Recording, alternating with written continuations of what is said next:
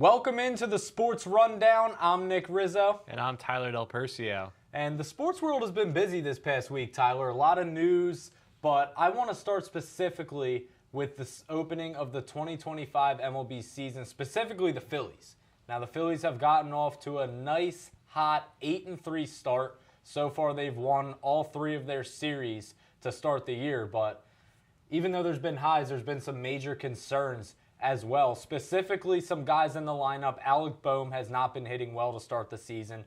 Bryson Stott, he was expected to have a bounce back this year. Hasn't quite happened yet. And then the two guys out in the outfield, Brandon Marsh and Johan Rojas, have not got it done. The Phillies also appear to be lacking some depth in the bullpen.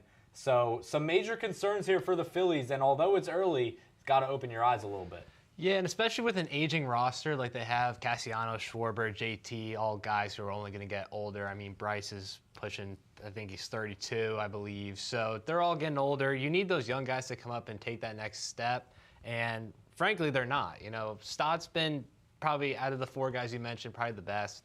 Bohm has been really bad, which is really shocking, I think, just for protection behind Harper. I know they had big expectations putting him in the cleanup to protect Harper, and obviously it hasn't worked out well at all. And kind of like what you were saying with them winning the series tonight, one young guy who I want to keep an eye on is Jesus Luzardo on the bump. The lefties tossed, I believe, 6 innings or 7 innings against the Dodgers last start and struck out a bunch. Big strikeout guy. That Braves lineup's faltering right now. Could see a few Ks tonight. Yeah, Jesus Luzardo, a nice 19-4 strikeout to walk ratio so far through his first 2 starts as a Philly. So that's pretty elite. You can't ask for much more. But you mentioned some of the young guys. The Phillies have some young guys waiting in the wings here down in the minors. Specifically, Andrew Painter on the mound. He's set to make his first rehab start after Tommy John surgery at some point this week. And then also Aiden Miller, infield guy. So with the struggles of Bohm, and with the struggles with some of the Phillies pitching, you know, how soon do you think we can expect these guys? I would think Justin Crawford, probably not till the summer. Aiden Miller, they might hold off on just to see when Bohm shows up, if he ever shows up. But Andrew Painter, I could kind of push for the summer and see if they bump Ranger to the pen. All right, now we're going to send it over to the Sports Roundtable with Matt, Mwanza, and Dan. Welcome to the Sports Roundtable. My name's Matthew White. I'm joined by Dan H. Mwaza. So today, there was some big news that recently came out. Mike Malone was fired. He just won, the NBA championship 2 years ago. Yeah. And he is, I think, the 3rd coach fired in a couple of years after winning a championship. What are your thoughts on that? Well, the Nuggets letting go of Mike Malone, I'm honestly baffled by the idea. Mike Malone wasn't the only one that was let go. Their GM also was let go as well. So you could tell that the Nuggets ownership is definitely clearing house and looking to bring in some new front office work and head coaching.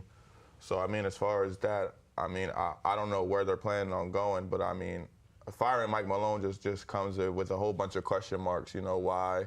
Clearly, it had to have been player-led, you know what I'm saying? If you're going to fire a renowned coach, a coach, you know, that has won you a championship, that has brought you, you know what I'm saying, nothing has actually developed the talent that you have on your team, you know what I'm saying? So I'm interested to see where the Nuggets go with this. So in big news last night, Luka Doncic came back to Dallas, which was big news because he got traded from Dallas to L.A. for Anthony Davis. What are your thoughts on this? I really wasn't expecting them to cheer for him the way they did. That was shocking, him coming out and then putting up all his points. I'm still cheering for him after all that. Crazy to watch.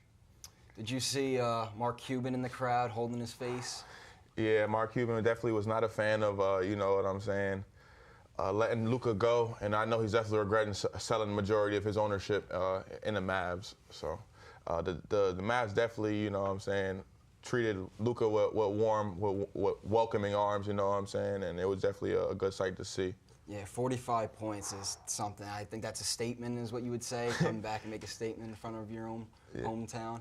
But, yeah, I'm excited to see where they go in the playoffs, both teams, L.A. with Luka and LeBron, and then Dallas if they make it with Anthony Davis. But going into baseball, we had some surprising starts to the season. The Braves started 0-7. And I think the stat was teams that start off 0-7 have never made the playoffs. Do you think there's any shot of them missing with the team they have? I'd be surprised if the Braves can't pull off something here, but I think this afternoon is going to be real interesting to see when they take on the Phillies. What are your thoughts on this? I definitely agree. There's definitely way too much baseball to be played to tell me that the Braves can't make the playoffs. You know what I'm saying? The Braves definitely have the lineup to at least pull something together, especially in the later months of the baseball season. I mean, they're missing Ronald Acuna still, who is still coming off the ACL injury. They're pitching, they're missing the Cy Young, 2 years ago, Spencer Strider? Mm-hmm. I mean, if he comes back and they can get at least 15 wins out of him, I mean, they're right back into it. I mean, it's a tough division with the Mets and Phillies, but... If we come in halfway through April and pretend that the NL East isn't competitive, we're in for a rude awakening sometime this season. Yeah. Well, I think that's all we have for this Sports Roundtable. Thank you so much for joining us. I mean, one of the things that the guys just touched on there was Mike Malone getting fired, NBA champion. 2 weeks before the playoffs, Nick, do you find that a little strange? Strange? Strange would be a little bit of an understatement here, Tyler. I mean, we just saw Taylor Jenkins get fired by the Memphis Grizzlies about a week, 2 weeks ago, right? And that came as a shock to the NBA world because the Grizzlies are right in the thick of the playoff race. And you fire your coach just 2-3 weeks before the playoffs start. You say, what is going on here? But Mike Malone is a whole different story. This is a guy who just led Denver to an NBA championship just 2 years ago. He's been with Denver for, I don't know the exact amount of years, about 7-8 years, I'd say he's been with Denver. He's built up this core of Nikola Jokic, Jamal Murray, and the rest of the other guys. And now, 2 weeks before the playoffs start, you fire him when the Nuggets are a top 3 seed in the Western Conference and have serious championship aspirations. I don't know what is going on here. I would be very surprised if this happened without something coming out in the future, involving something non-basketball related, because that's the only reasoning I can think of why this would be logical. Mike Malone throughout this season, he has gotten a little bit restless in post-game interviews talking about some of the players on his team.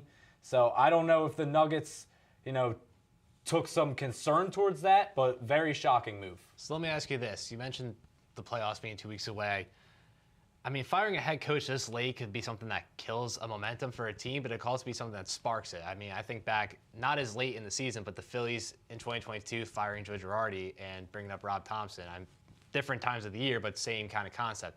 Do you think this is going to hurt the Nuggets or help the Nuggets? I think in the Nuggets situation, I think it's going to hurt them personally because of the reasons that I mentioned, with Malone being really intact and in tune with these guys. Malone and the Nuggets' current core have been together for so many years now. They've been through the trials and tribulations of the NBA.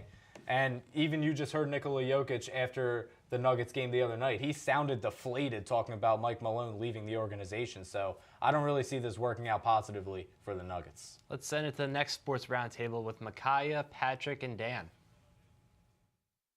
Hello and welcome to the Sports Roundtable today. I'm here with Dan and Micaiah. Our first topic is Alex Ovechkin and his recent breaking of the goal scoring record. Guys? Well, I mean, Alex Ovechkin, first thing that comes to mind when you think of him is greatness, not only in his nickname, but just the way that he plays on the ice. I mean, Alex Ovechkin being able to score 895 goals in anything is an impressive feat, and for him to be able to do that and pass not only one of the greatest players of all time, but probably it's not really debatable at this point, if he's of his greatness or not with Ovechkin. So just a great feat for him. Mm-hmm. And I'm glad we were able to witness it in our lifetime too. I mean, Gretzky got that goal, in 1999 or something and we got to see it be broken. I mean, it was incredible.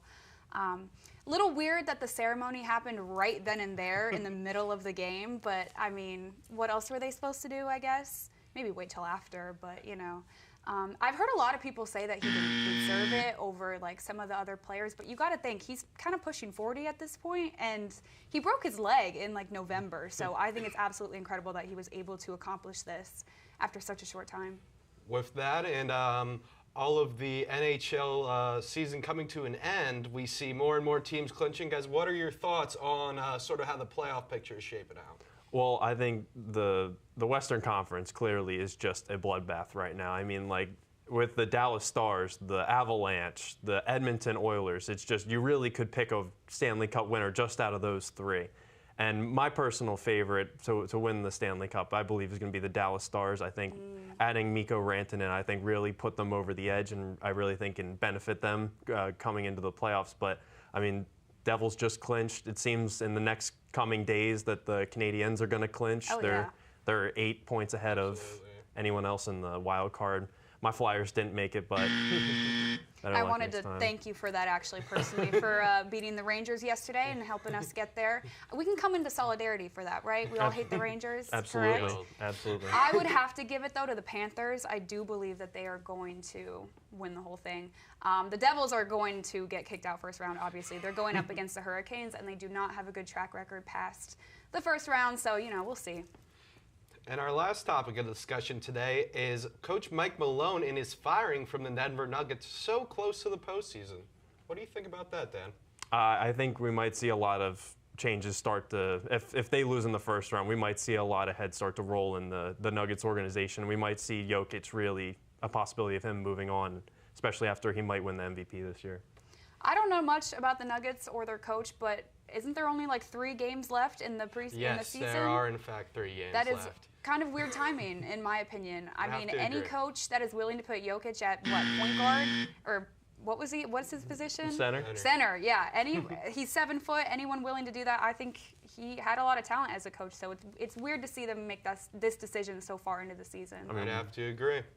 And well, thank you everyone for joining us on today's roundtable. I've been Patrick with Dan and Micaiah. Have a great rest of your night. Now, I want to touch on something that was brought up earlier in the Sports Roundtable. Luka Doncic making his return to Dallas last night, and he definitely made his presence felt, scoring 45 points. But perhaps the most notable thing from that game was Luka getting a standing ovation when his tribute video was played on the Jumbotron, and Luka also broke down in tears watching his tribute video. And then Mavericks fans were on his side throughout the entirety of the game. We even heard some Fire Nico chants break out. And Mark Cuban looked to be in a little bit of despair in the stands watching Luka Doncic absolutely torch the Mavericks. But Tyler, it's early still with the outcome of this trade. Anthony Davis is back on the floor for Dallas after getting injured in just his first game with the team.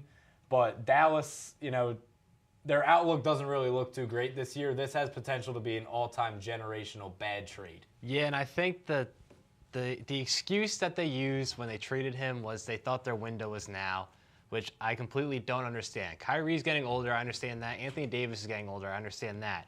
You were in the NBA Finals this time last year with Luka Doncic, who is he's still up and coming. He probably isn't even in his prime yet, I would argue. And it's just a generational player. And to you touched on it, it is still early in the trade, but I don't think there's any way that Dallas can recover from this. It's, as you said, they're falling apart. They were top 5 seed in the West with Luka. Now they're looking more towards the play-in. They're collapsing right in front of our eyes. The Fire Nico chants, it's all crumbling for them. Yeah, and this is something that could take Dallas years to recover from, possibly decades.